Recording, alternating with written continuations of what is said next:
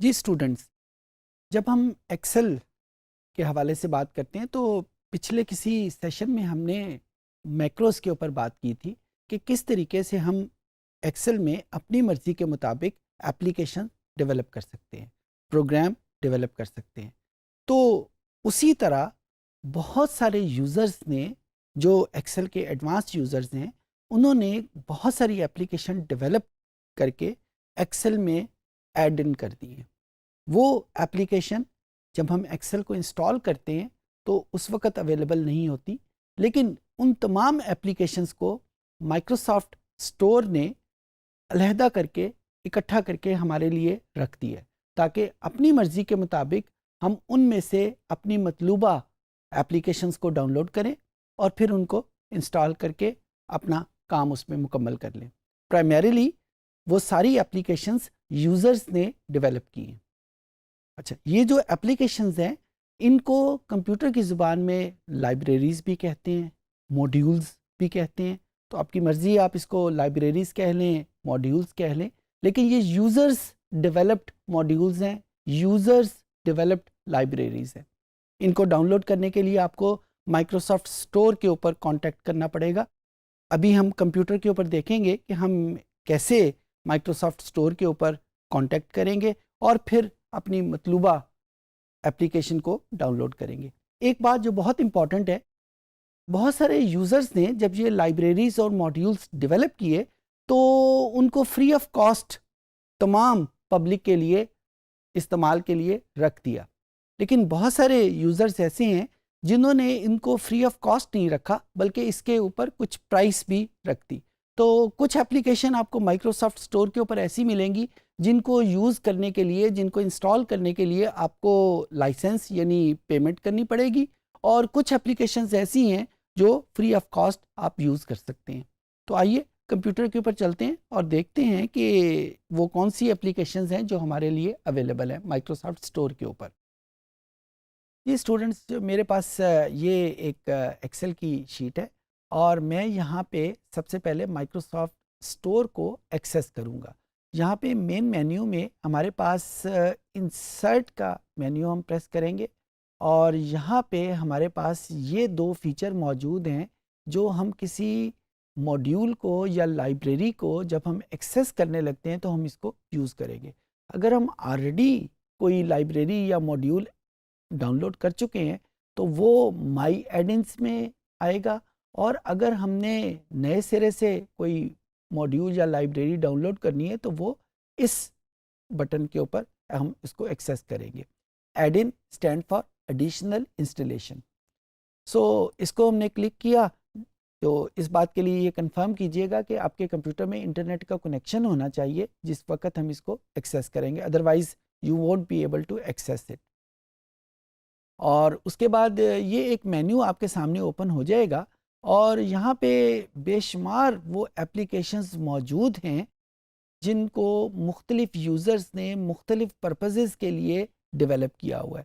آپ ان ایپلیکیشنز کو دیکھیں تو کچھ ایپلیکیشنز ایسی ہیں جن کے نیچے یہ ایڈیشنل پرچیز میں بی ریکوائرڈ یہ ورڈ لکھا ہوا ہے، اور کچھ ایپلیکیشن ایسی ہیں جس میں یہ سٹیٹمنٹ نہیں لکھی ہوئی۔ جہاں پہ یہ سٹیٹمنٹ لکھی ہوئی ہے اس کا مطلب یہ ہے کہ آپ کو لائسنس پرچیز کرنا پڑے گا، اور جہاں پہ یہ سٹیٹمنٹ نہیں لکھی ہوئی تو اس کا مطلب ہے کہ وہاں پہ آپ فریلی ان کو ڈاؤن لوڈ کر سکتے ہیں۔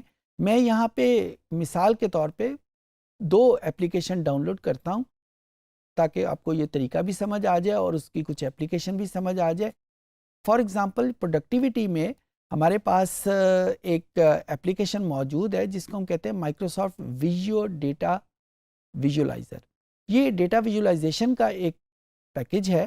مائکروسافٹ ویژو ایک علیحدہ سافٹ ویئر ہے، علیحدہ ایپلیکیشن ہے، ڈاؤن لوڈ کرنی پڑتی ہے علیحدہ سے، لیکن یہاں پہ ہم اس کے کچھ فیچرز ایکسل میں بھی یوز کر سکتے ہیں۔ تو اس کو ہم کلک کر کے اس کو ایڈ کا بٹن پریس کریں گے اور یہاں پہ ہم اس کو کنٹینیو کر دیں گے۔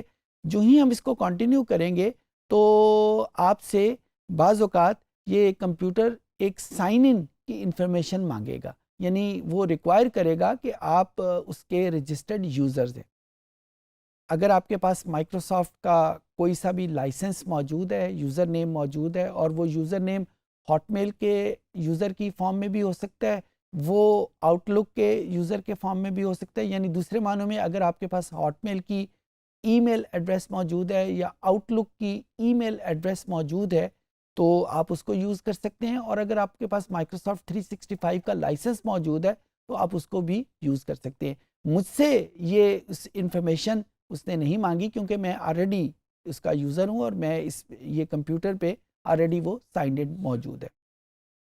یہاں پہ ہمارے پاس اس اسکرین پہ دو آپشن آ رہی ہیں. ایک تو سائن ان کی آپشن ہے اور دوسری کنٹینیو وداؤٹ سائننگ ان. اب سائن ان پہ کریں گے تو اس پرٹیکولر پروڈکٹ کے فل فیچر آپ کے سامنے اوپن ہو جائیں گے، اور جب آپ کنٹینیو وداؤٹ سائننگ ان کریں گے کچھ فیچر اوپن ہوں گے اور کچھ فیچر اوپن نہیں ہوں گے. جس طرح ہم سائننگ کریں گے تو فوراً ہم سے وہ ای میل ایڈریس مانگے گا، یا جس ای میل ایڈریس سے آپ نے اس کو رجسٹر کیا ہوا ہے اس کو یوز کریں گے. اور اگر آپ وداؤٹ سائننگ ان کریں گے تو آپ کے سامنے یہ فیچر آ تو جائیں گے لیکن ان کو کمپلیٹلی آپ یوز نہیں کر پائیں گے. مثال کے طور پہ میں یہ فلو چارٹ جو ہے اس کو یوز کرتا ہوں. اس کو کریٹ کیا اور کریٹ کرنے کے بعد depending on the speed of your internet and speed of your computer یہ ایک چارٹ اوپن ہو جائے گا، اور اس چارٹ کے اگینسٹ ایک چھوٹا سا ٹیبل بن جائے گا. اور یہ ٹیبل ہمیں ہیلپ کرے گا کہ اس چارٹ کو ہم ماڈیفائی کیسے کر سکتے ہیں، اس چارٹ میں ہم کچھ ایڈیشن کیسے کر سکتے ہیں. جس طرح تھوڑی دیر پہلے میں نے آپ کو بتایا تھا اس کے پورے فیچر تو اس وقت آن ہوں گے جب ہمارے پاس اس کا لائسنس ہوگا، لیکن کچھ فیچر اس کے ہم یوز کر سکتے ہیں. اس کو ہم ٹیبل کو اگر علیحدہ اس کو دیکھ لیں تو ہمارے پاس یہ انفارمیشن آ جائے گی. اس میں ہم اس وقت جو ڈیسیژن اس میں ہو رہا ہے اسٹارٹ پروسیس ہو رہا ہے، اور ڈیسیژن کا پروسیس ہے، اور ڈیسیژن میں یس اور نو پروسیس اور سٹاپ. اور اگر آپ یہ دیکھیں کہ یہی چیزیں یہاں پہ یہ لکھی ہوئی ہیں. اگر میں نے یہاں پہ ڈیسیژن کے بٹن کو چینج کرنا ہے یا یس یا نو کو چینج کر کے کسی اور فارم میں کرنا ہے تو میں اس کو 1,0 کر دوں گا، اور اس کو کرنے کے بعد اس کو ریفریش کروں گا تو یہاں پہ وہ جہاں پہ یس اور نو لکھا ہوا ہے وہ 1 اور 0 میں کنورٹ ہو جائے گا. سملرلی اگر ڈیسیژن کے ورڈ کو میں نے چینج کرنا ہے، پروسیس کے ورڈ کو چینج کرنا ہے تو ہم اسی طریقے سے اس کو چینج کر سکتے ہیں. چینج کرنے کے علاوہ اگر ہم نے اس میں کچھ چیز ایڈ کرنی ہے تو لیٹ سے میں اس میں 2 نوڈز جو ہیں وہ ایڈ کرتا ہوں P500 اور P600 کے نام سے. اور P500 یہاں پہ میں نام دے دیتا ہوں اس کو فوٹو کاپیئر پرچیز اور نو پرچیز. اور جب میں اس کو ریفریش کروں گا تو اب یہ دیکھیے کہ یہ میرے پاس علیحدہ یہی دو نوڈز ہیں وہ لکھے ہوئے آگے. یہ علیحدہ اس وجہ سے لکھے آئے ہیں کہ ان کو میں نے کسی کے ساتھ ابھی کنیکٹ نہیں کیا. کنیکٹ کرنے کے لیے مجھے اس کو کسی پروسیس میں آگے لکھنا پڑے گا. اب یہاں پہ اگر میں یہ پروسیس کے آگے یہ لکھ دیتا ہوں P500 اور P600. اب یہاں پہ اگر اس کو میں ریفریش کروں گا تو آپ دیکھیے کہ یہ اس پروسیس میں اس کے ساتھ کنیکٹ ہو گئے. تو اس طریقے سے یہاں پہ پہلے کالم میں ہم اس کو ڈیفائن کرتے جائیں گے جس بھی چیز کو ہم نے ایڈ کرنا ہے، اور ونس وہ ڈیفائن ہو گئے اور اس کے بعد جہاں پہ اس کو کنیکٹ کرنا ہے اس چیز کے آگے اس کو لکھ دیں گے. اس ٹیبل کو، اس چارٹ کو اگر ہم نے مزید آگے کرنا ہے تو یہاں پہ ہم مزید کالم ایڈ کر سکتے ہیں. جو ہی مزید کالم ایڈ کریں گے اس وقت یہاں پہ مزید ایک کالم یا ایک یا دو جتنے بھی کالمز آپ نے ایڈ کیے اس کے مطابق یہاں پہ فلو چارٹ میں انفارمیشن آ جائیں گی. یہ جو ان کی تصویر اگر آپ دیکھیں تو کچھ جو ہیں وہ ایک اوول کی فارم میں لکھے ہوئے ہیں، کچھ ایک ریکٹینگل کی فارم میں لکھے ہوئے ہیں، کچھ اسکوائر کی فارم میں لکھے ہوئے ہیں. یہ ایک پرٹیکولر ایک لینگویج ہے جو فلو چارٹ کو استعمال کرنے میں، فلو چارٹ کو بنانے میں استعمال ہوتی ہے.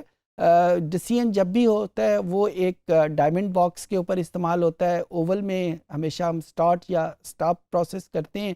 تو اس لینگویج کو آپ کو یاد کرنے کی ضرورت نہیں، یہ فلو چارٹ بذات خود ساری لینگویج کو استعمال کرتے ہوئے اس کو ڈیولپ کر دے گا. یہ چارٹ استعمال کہاں پہ ہوتا ہے؟ یہ چارٹ ہر اس جگہ پہ استعمال ہوتا ہے جب آپ نے ایک پروسیس کو، اس کی ویژولائزیشن آپ نے کرنی ہو کہ یہ پروسیس سٹارٹ کیسے ہوگا، اس کے ڈفرینٹ پروسیجرز کیا ہیں، اور by the end of the day آپ اس کو کہاں پہ پہنچیں گے. ایک کمپیوٹر کی ورڈ میں ایک ٹرمینالوجی یوز ہوتی ہے سسٹم ڈیزائن، یعنی جب آپ نے کوئی اپلیکیشن ڈیولپ کرنی ہے تو اس کے کیا کیا سٹیپس ہوں گے، کن کن سٹیپ سے گزر کے ایک ان پٹ جو ہے وہ فائنل آؤٹ پٹ میں کنورٹ ہوگی. اس پورے سسٹم کو جب ہم ڈیزائن کرتے ہیں تو اس قسم کی جو فلو چارٹس ہیں یا اس قسم کی ڈائیگرامس ہماری بہت ہیلپ کرتی ہیں. یہ ہمارے پاس ایک ایڈنس کے طور کے اوپر موجود ہے. ایک اور فارم ہم ڈسکس کر لیتے ہیں، گیٹ ایڈنس، اور یہاں پہ ہمارے پاس ایک پروڈکٹیوٹی میں ایک اور اپلیکیشن موجود ہے. اب یہ دیکھیے کہ بہت ساری اپلیکیشن ہیں جن میں سے جو چیز ہم یوز کریں گے جو ہمیں ریکوائرڈ ہے. ایکسپلور دی ڈیٹا، اس کو ہم نے کلک کیا، ایڈ کا بٹن پریس کیا، ایگری، کنٹینیو. اچھا، یہ اپلیکیشن جو ہے یہ بھی پیڈ اپلیکیشن ہے، آپ کو لائسنس لینا پڑتا ہے، لیکن کچھ فیچر اس کے اویلیبل ہیں جو فری آف کاسٹ ہیں. میں یہاں پہ ان کے ایگزامپل ڈیٹا کو یوز کروں گا. یہاں پہ import and export, select example data. یہاں پہ مثال کے طور کے اوپر میں ٹائم سیریز کو کلک کر لیتا ہوں. یہ میرے پاس ایک ایگزامپل ڈیٹا موجود ہے، اور اوریجنل ڈیٹا ظاہر ہے آپ صرف اس وقت یوز کر سکیں گے جب ہمارے پاس ایکچوئل اس کا لائسنس موجود ہے. یہ اپلیکیشن کہاں پہ کام کرتی ہے؟ جب ہم نے ٹائم کے ریفرنس سے، پچھلے کسی سیشن میں ٹائم کی بات ہوئی تھی کہ ہمیں ٹائم کے ریفرنس سے جو ڈیٹا اکٹھا ہوا ہو اس کے لیے علیحدہ قسم کے انالیسس کرنے پڑتے ہیں. یہ اپلیکیشن ان انالیسس کو کرنے میں ہماری ہیلپ کرتی ہے، اور یہاں پہ ہم مختلف چیزوں کو سلیکٹ کر کے، میں بالکل ہائپوتھیٹیکلی یہاں پہ جا رہا ہوں، اور یہ دیکھیے کہ یہاں پہ اس نے ایک گراف ہمارے سامنے ڈیولپ کر دیا ہے depending on the screen size. یہ گراف ہمارے سامنے آ گیا، یعنی اس ڈیٹے کو جب ہم گراف کرنا چاہیں تو یہ ایڈنس ہمیں گراف میں ہیلپ کرتا ہے. ایڈوانس انالیسس بھی اس میں ہو جاتے ہیں. یہ میں نے مثال کے طور پہ 2 ایڈنس آپ کے سامنے کیے ہیں، ان کی ایک لمبی لسٹ ہے جن کو آپ یوز کر سکتے ہیں. آف کورس جب آپ کسی کے بنے ہوئے مائکروسافٹ ایکسل کے علاوہ کسی اور یوزر کے بنے ہوئے ایڈنس یوز کریں گے تو آپ کو علیحدہ اس کی چارجز دینے پڑیں گے. But once you give these charges, یہ اپلیکیشن بہت ہیلپ فل ہے. امید ہے کہ آپ کو سمجھ آ گئی ہوگی. اس سیشن میں ہم نے دیکھا کہ مائکروسافٹ اسٹور میں جو ایکسل کے ایڈیشنل انسٹالیشن یا ایڈنس موجود ہیں ان کو ہم ایکسیس کیسے کریں گے، اور پھر اپنے کمپیوٹر میں اپنی مطلوبہ ایپلیکیشن کو ڈاؤن لوڈ کر کے اس کو استعمال کیسے کریں گے. امید ہے کہ یہ چیزیں آپ کو سمجھ آ گئی ہوں گی.